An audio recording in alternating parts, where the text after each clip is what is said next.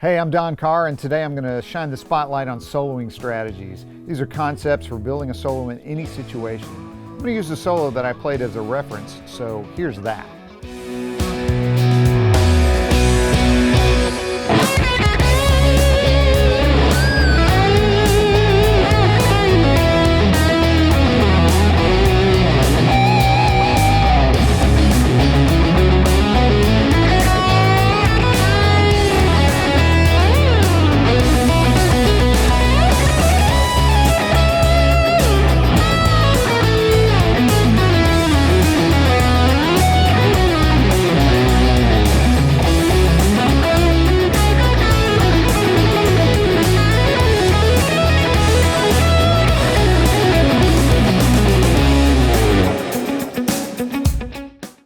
So what you just heard is 16 bars of a 3-minute piece I wrote, played all the parts and mixed. Basically, I was my own client for this one, so I didn't have to make anyone happy except me. Honestly, I picked the solo to look at because it's a good example of the points I want to get across, and it was a natural process. This is just me coming up with ideas, and here's the end result. So we're going to take a look at it, point out some of the what's and whys, and hopefully give you some useful stuff that you can apply to your own solos.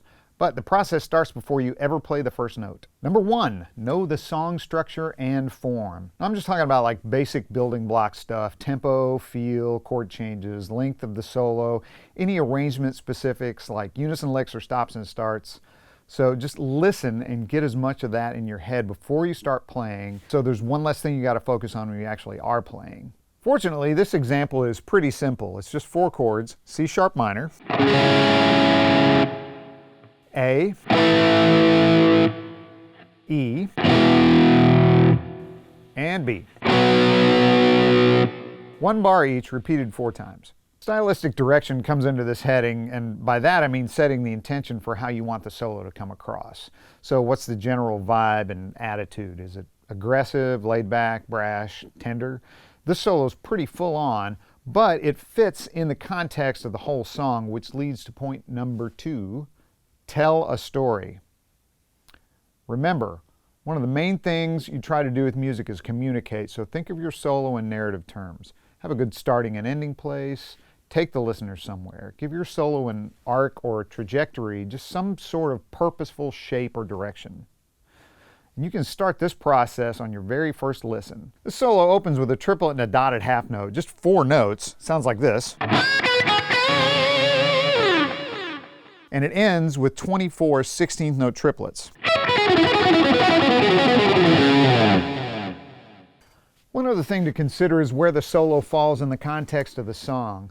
Like with this song, the solo section is at the apex of the song form, so the end of the solo is the highest point in the song.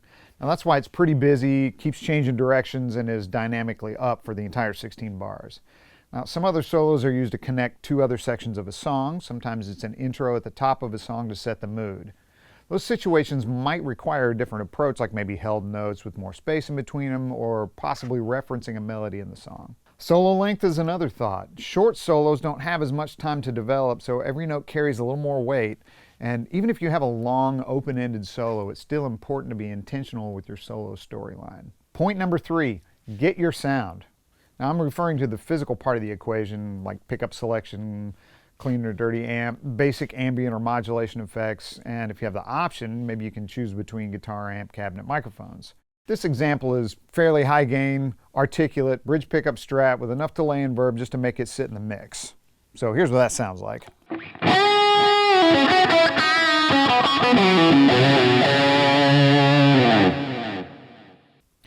Guitar really has a wide sonic palette to choose from. I mean, not just gear, but articulations, bends, all that kind of stuff.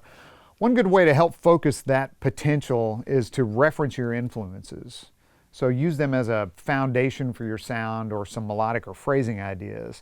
A lot of times it helps me to reference a specific player or even a solo before I start developing ideas of my own. Not copying, just using it like an influence or a flavor. Point number 4. Use strong melodic phrases. They're singable, they're memorable, they're often short, and they breathe like a singer. Try some 3 to 5 note phrases, sing them out loud or in your head, and repeat them on guitar. The simpler the better, frankly, and it's amazing how much mileage you can get out of 3 or 4 notes. Just try something like this.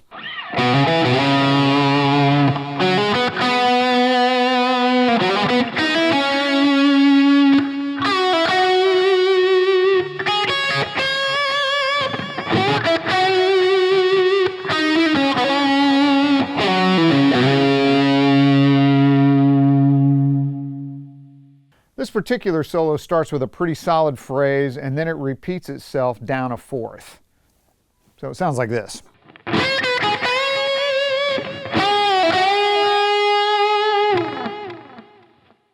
Simple 3-note blues bass line really establishes a good foundation. So here's something you can try when you're practicing. Learn song melodies and try to emulate singers, including all of their inflections. Play the melody to a song as if you were the singer and try to make it interesting. Try playing an entire song that way. I actually like to learn the lyrics and sing along in my head as I'm playing. Point number 5, change it up. There's so much to choose from, not just notes. Use everything at your disposal. Changing any element at any time is fair game. Dynamics, register, sounds, rhythms, legato, staccato, fast, slow, wide intervals, scale fragments, sequences, chromatics, whatever. 2-note chords, 3-note chords, anything is fair game. I was told by a teacher once that after 3 times something actually becomes repetitive. That can be a good thing if it's intentional, but basically think in patterns of 3 or 2. One thing this solo does well is keep you guessing. I'll play it again and listen in this order for pinch harmonics, low muted notes, held bends, a slide, a quick ostinato lick, chromatics, sequence 6, and 2.5 octave sweep arpeggio and a crazy muted rushed quintuple lick in bars 13 and 14.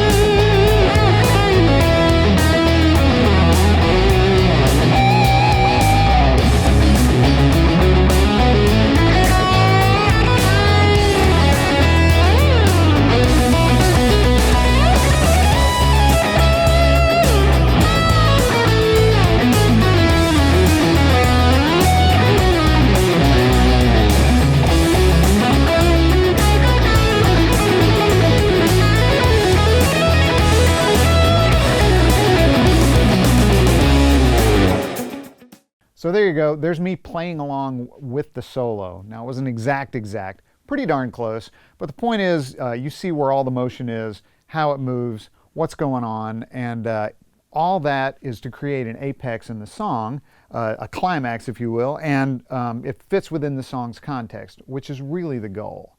So if you'd like to hear the whole song in its entirety, you can just click the link below and it'll take you right to it. Okay, a couple of final thoughts. Know your instrument. Make every note count, and play music. Thanks for watching. Let us know what you think. Leave a comment below, and if you'd like to see more videos like this one, subscribe to our YouTube channel, and for gear and info, check us out at sweetwater.com.